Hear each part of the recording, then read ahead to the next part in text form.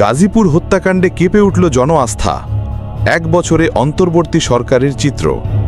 অন্তর্বর্তী সরকারের এক বছরে কিছু গুরুত্বপূর্ণ অগ্রগতি হয়েছে। মূল্যস্ফীতি প্রায় অর্ধেকে নেমেছে, রপ্তানি ও ব্যাংকিং খাত স্থিতিশীল হয়েছে, শান্তি শৃঙ্খলা আংশিকভাবে ফিরেছে।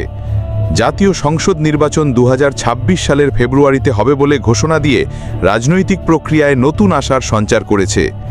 এছাড়া 11টি সংস্কার কমিশন গঠন ও কিছু বিচারিক সংস্কারও শুরু হয়েছে। তবে ব্যর্থতাও কম নয়। আইন শৃঙ্খলা পরিস্থিতি খারাপ, কিশোর গ্যাং ও চাঁদাবাজি বেড়েছে, নারীর প্রতি সহিংসতা উদ্বেগজনক, স্বচ্ছতা ও মানবাধিকার রক্ষায় ব্যর্থতা, সাংবাদিকদের ওপর হামলা ও মামলার ঘটনা বেড়েছে। বিনিয়োগকারীদের আস্থা পুরোপুরি ফিরেনি, বড় উন্নয়ন প্রকল্পগুলো স্থবির।